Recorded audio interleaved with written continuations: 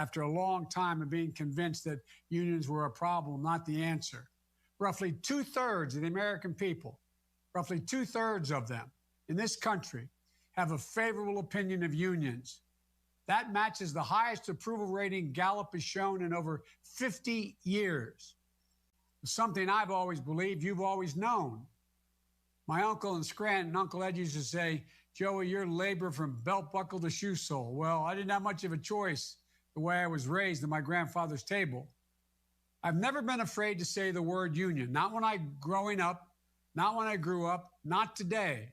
And you can be sure you'll be hearing that word union plenty of times if I'm in the White House. The words of a president matter. Union. This pandemic has crushed our country. The sad thing is, it didn't have to be this bad. It's not this bad in other countries. More than 6 million COVID cases in the United States, almost 200,000 deaths projected to go much higher, and nearly 30 million on unemployment. And that doesn't count the several million who are working part-time, who aren't counted as unemployed, but still can't buy the new tires for the car when they're bald, still can't take care of the basic things of getting the hot water heater fixed, et cetera. The things we talk about at our kitchen tables. But I have a plan to rebuild this nation. Not only rebuild it, but rebuild it back better. And it starts with getting this virus under control. Then we'll have a transformational investment in roads, bridges, broadband, ports, airports, big projects. We'll put people to work right away, as well as make sure our country is ready to compete with any country in the future. We're going to make sure we pay people what they're worth. It's not enough to praise our essential workers. It's about time we start paying you. We're going to empower workers and empower unions. If I have the honor of becoming your president, I'm going to be the strongest labor president you have ever had. I'm going to make sure we enact the PRO Act, which, by the way, Trump had promised when he ran he would do, and then he threatened to veto if it got passed out of the Senate. Exactly. I'm going to hold company executives personally liable for interfering with workers who are attempting to unionize. It's not enough just to have their corporations pay a fine. If they're part of the problem, they are going to pay a personal price. We're going to have a National Labor Relations Board that actually wears striped shirts, is fair, that actually defends workers' rights.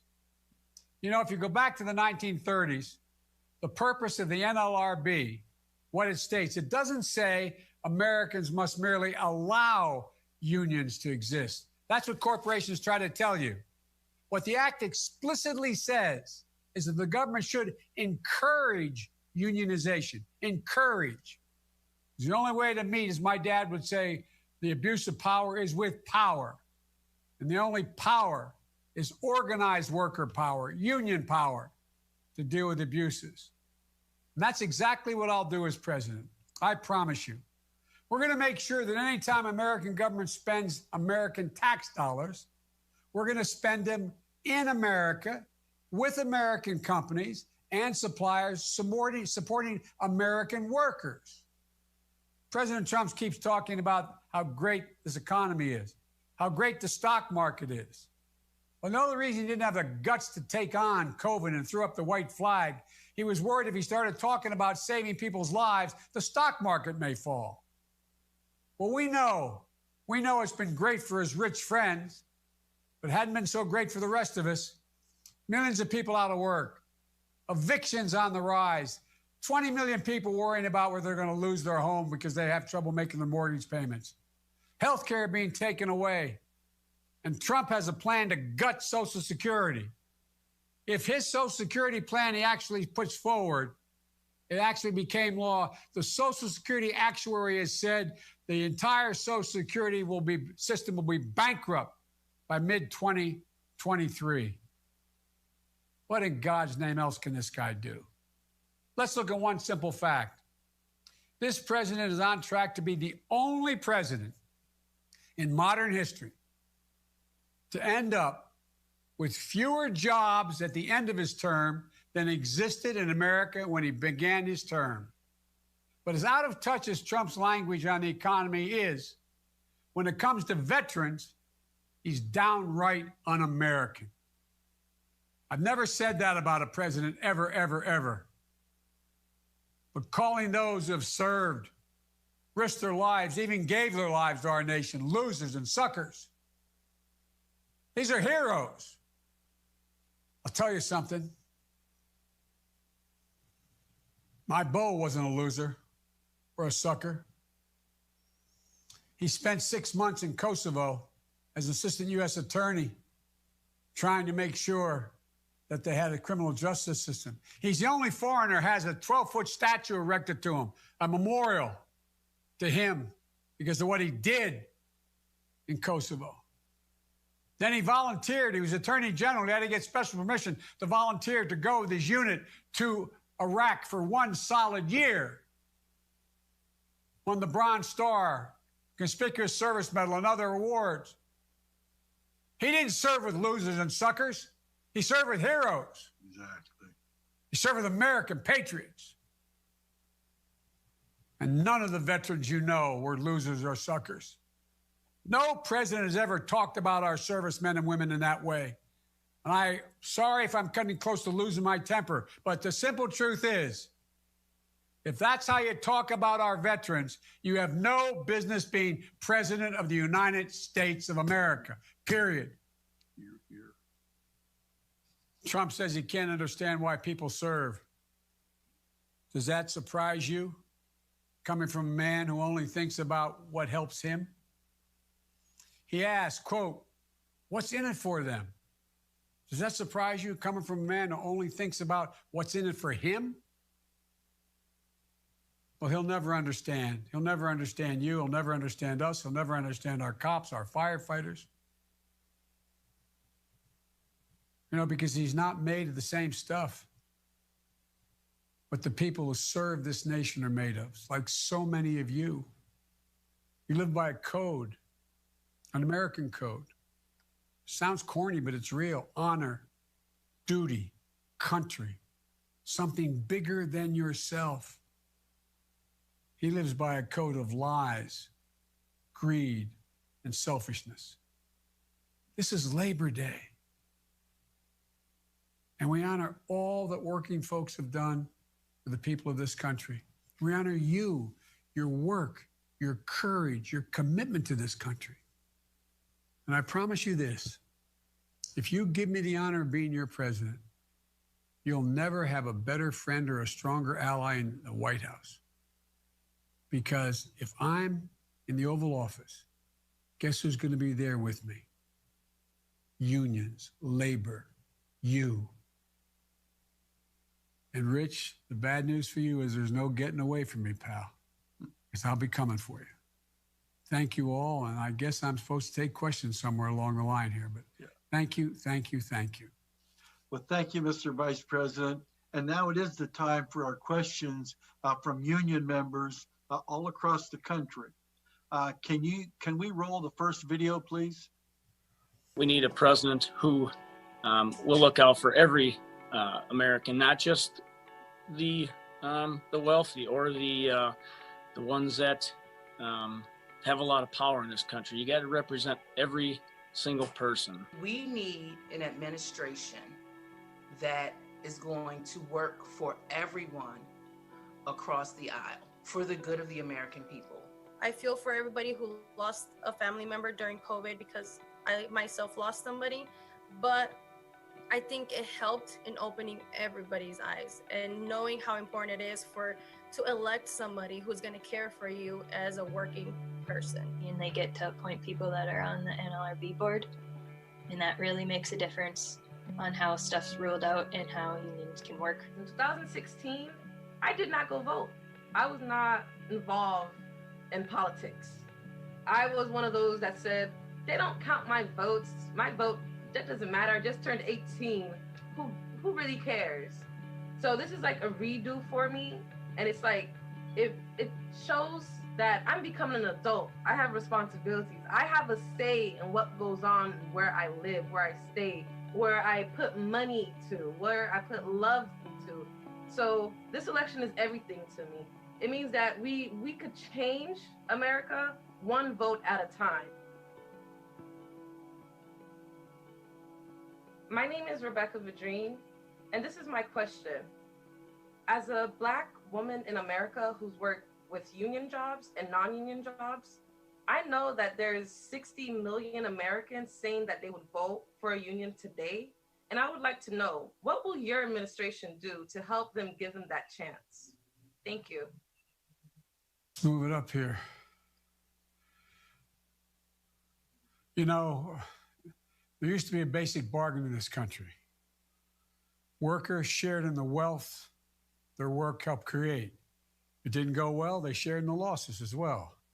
But that bargain's broken. CEOs are more beholden to shareholders than workers. Instead of boosting wages, they're increasing stock buybacks and their own pay. 30 years ago, the average CEO, Fortune 500 companies, made 58 times the average worker's salary. Today, 30 years later, it's 278 times. What in God's name happened in the meantime? And this pandemic has reminded the nation, we literally couldn't survive without the healthcare workers, the first responders, the grocery clerks, the meat packers, the sanitation and transit and postal workers who put their lives on the line for this country, and many of them lost their lives. People all across our country have a new appreciation for just how essential you are. And they have a new appreciation for how essential unions are as well. Unions are why so many today have health insurance and sick leave, why so many have a voice in the workplace and in our democracy. Unions are why the CARES Act included worker protection, and why the HEROES Act, which the Senate hadn't acted on yet, would require OSHA to boost safety standards. But unions shouldn't have to go it alone.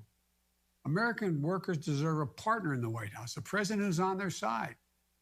You know, Trump talks a big game, but let's look at the facts. He threatened to veto the PRO Act, continuing to make it harder to organize on the job. He let federal contractors double. He talks about what he's done now, right? In trade. He let federal contractors double offshoring jobs in their first 18 months, in his first 18 months in office. He gave big tax cuts to corporations without making them bring jobs home. He raised taxes for union members by ending deductions for union dues. The list goes on and on. American workers are the very best in the world. We can outcompete anyone, period. And you deserve a president who fights like the devil for you, the way you do for us. That's why I've been trying to do my whole life. As president, I'll fight to pass the PRO Act and crack down on employers who try to block unions, and go further by holding executives accountable for labor law violations, including jail time if they're prominently involved in breaking the law. Pass a Public Service Freedom to Negotiate Act to guarantee every sector of worker has the right to bargain. Strengthen and enforce labor standards, including Davis-Bacon wages, plus a $15 minimum wage, overtime pay through OSHA, tougher OSHA. And by the way, you're the only guys fighting for people who aren't even members of the labor union. You're fighting for workers who aren't even your members by a $15 minimum wage. Ban right-to-work laws and stop employers from misclassifying workers as contractors to avoid paying benefits. Give independent contractors and gig workers the right to organize. And pass the Butch-Lewis Act to protect every worker's pension and make sure that sacred promise of a secure retirement is honored for everyone. So you don't wake up one day like my dad did years and years ago, and all of a sudden no pension. There's a lot we can do, but I promise you we can get it done. Thank you, Mr. Vice President, and we look forward to bringing the PRO Act to your desk next year. I want to move on to our next question. Would you please roll the video? Our economy is based on tourism.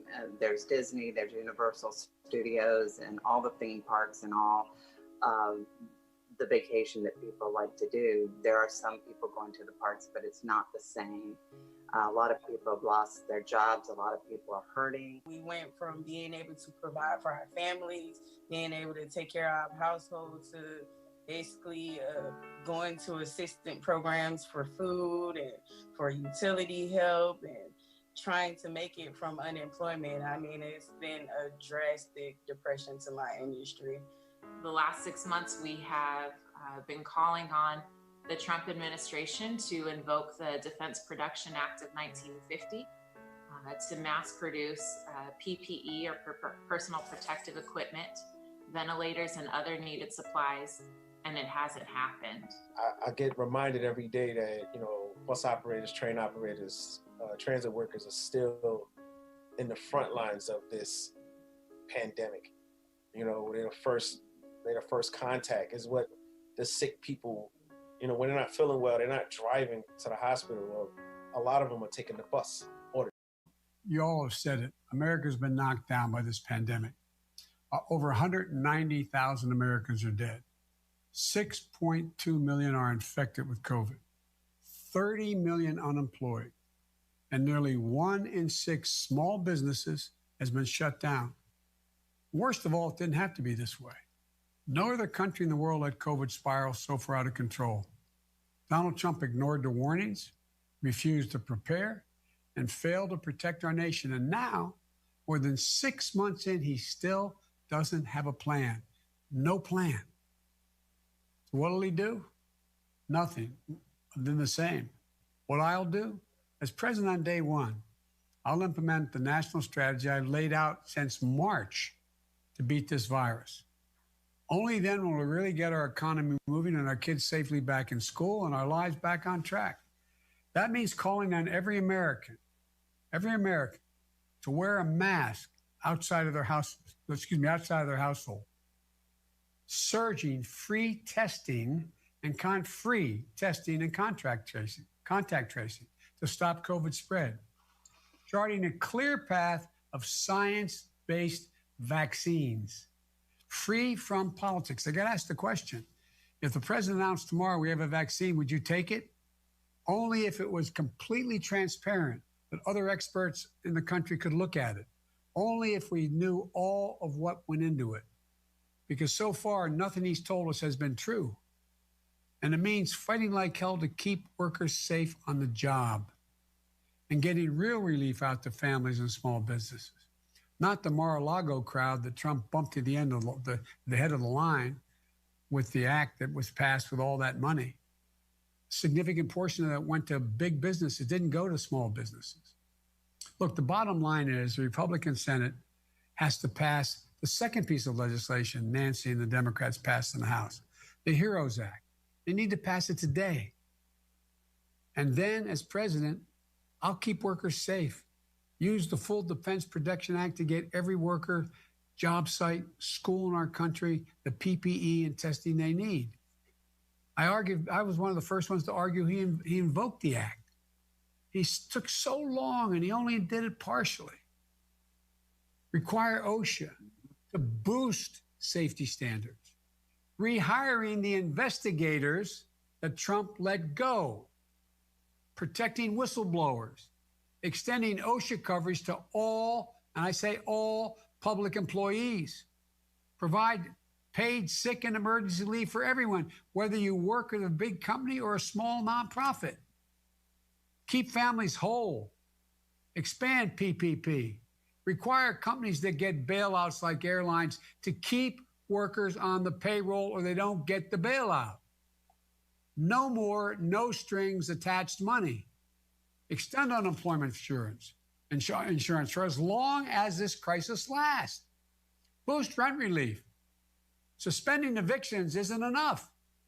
You have to keep families and landlords from racking up bankrupting debts. What happens in 6 months when all of a sudden the 6 months or 7 months of rent comes due? Or what happens to that landlord, particularly the small ones, who aren't going to be able to keep the place open?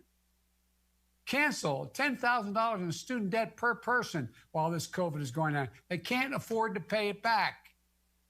There's so much more. But the bottom line is focus on getting this economy and average families back up and in the game. The money is there. Pass the act. And by the way, when I ran the act, the Recovery Act, when we inherited the greatest recession short of a depression up to that time, The president put me in charge. I had 18 months to distribute over $800 billion to keep us from going into depression. All the studies, including the conservative outfits, pointed out less than 0.2% waste or fraud. And we put well over $140 billion back to the states. States have to balance their budgets.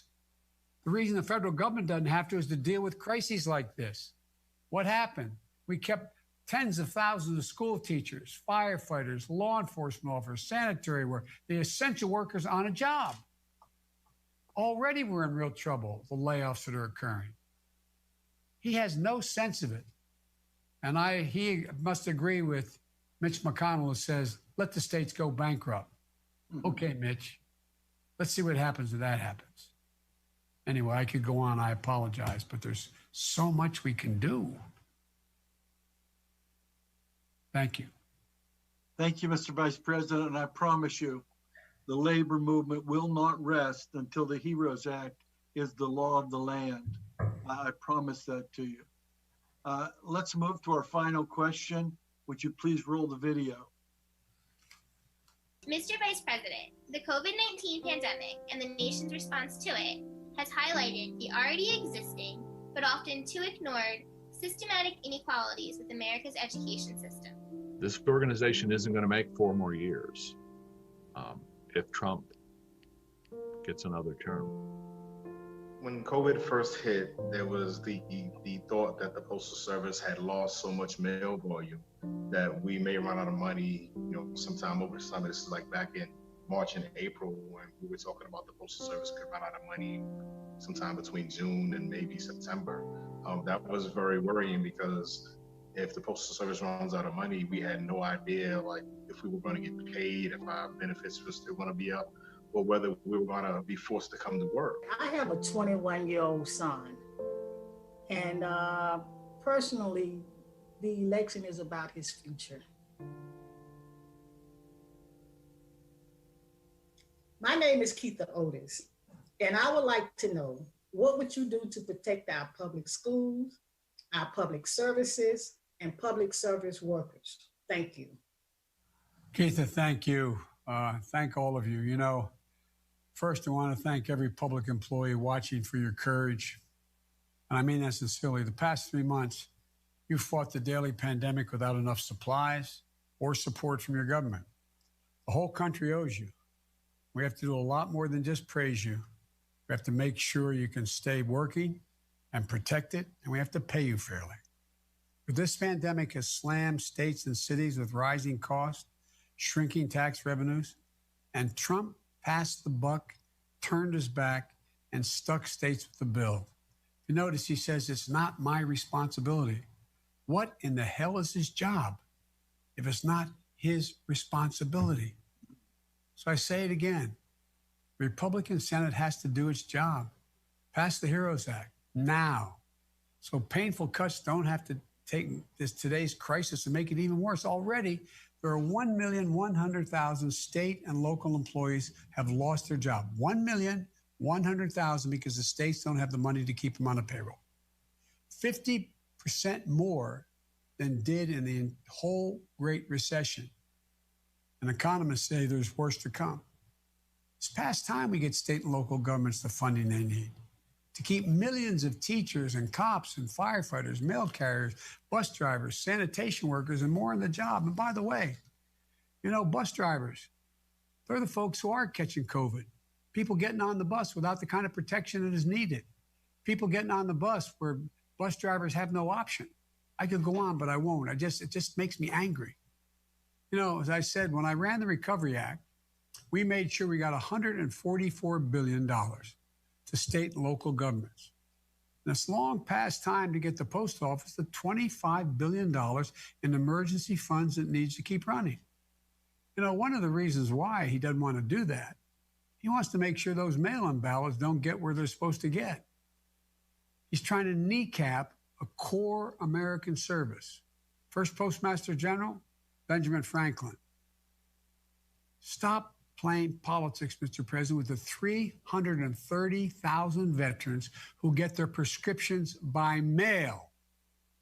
by mail, and they're getting it late. Mail is a lifeline for small businesses in rural communities. This whole country, especially now through this pandemic. 600,000 brave postal workers deserve our full support. Bottom line, this isn't some math exercise.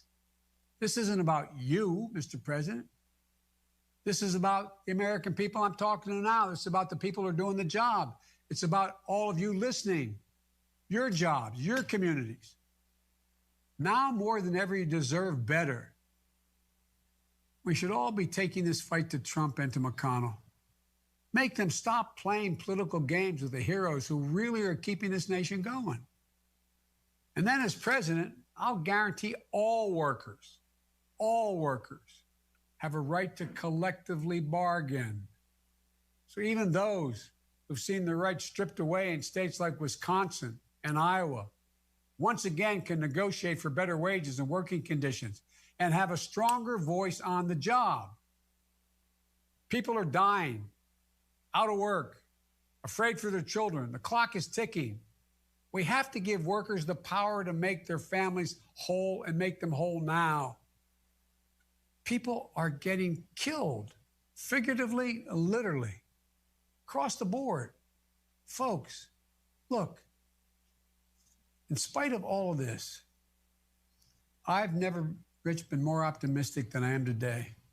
It's the confluence of the COVID crisis, the phenomenally negative impact on the economy, and the systemic racism have added up and taken the blinders off of millions and millions of Americans, saying, oh my God, I didn't realize the reason I could stay home safely was because of that person breaking their neck, risking their lives, and some losing their lives.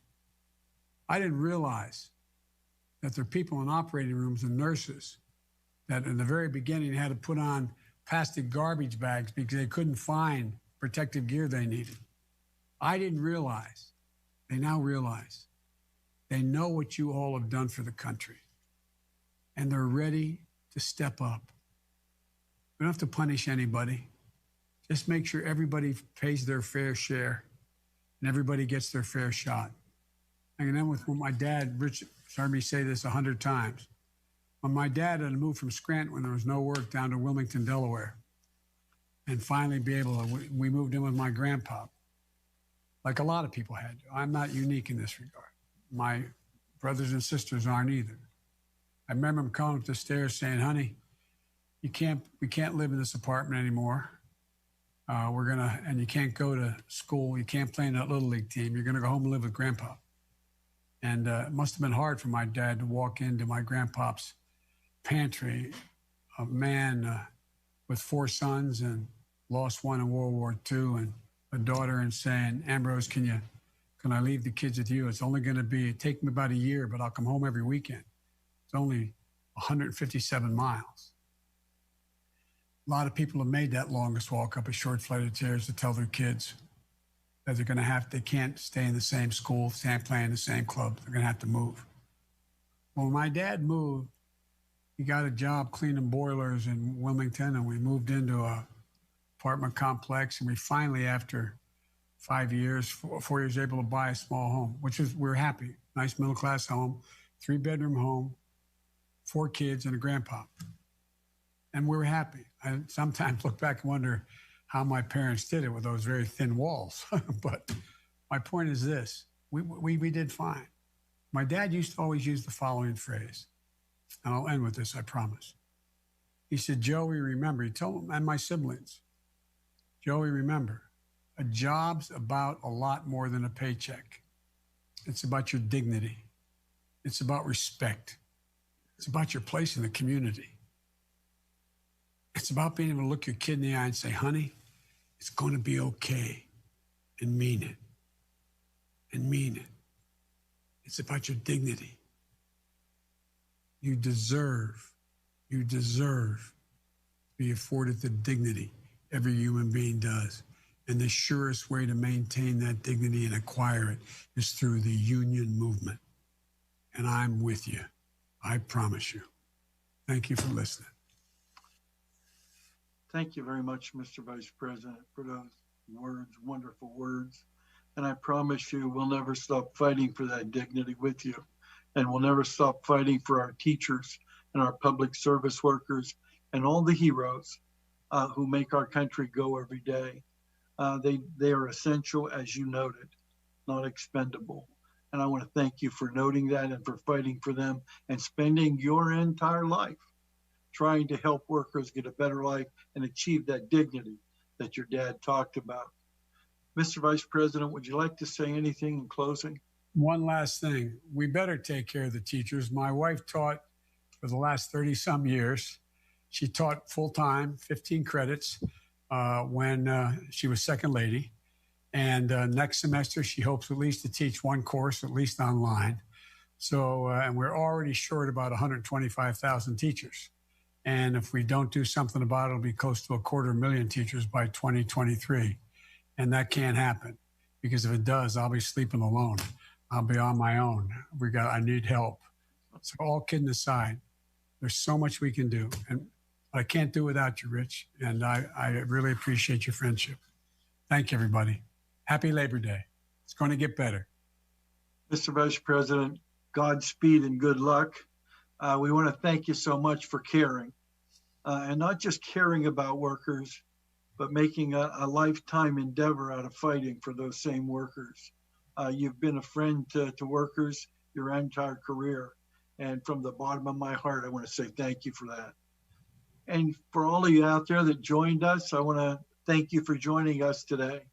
And I want you to have a very, very happy Labor Day. And then please go out and vote. Our country depends on it.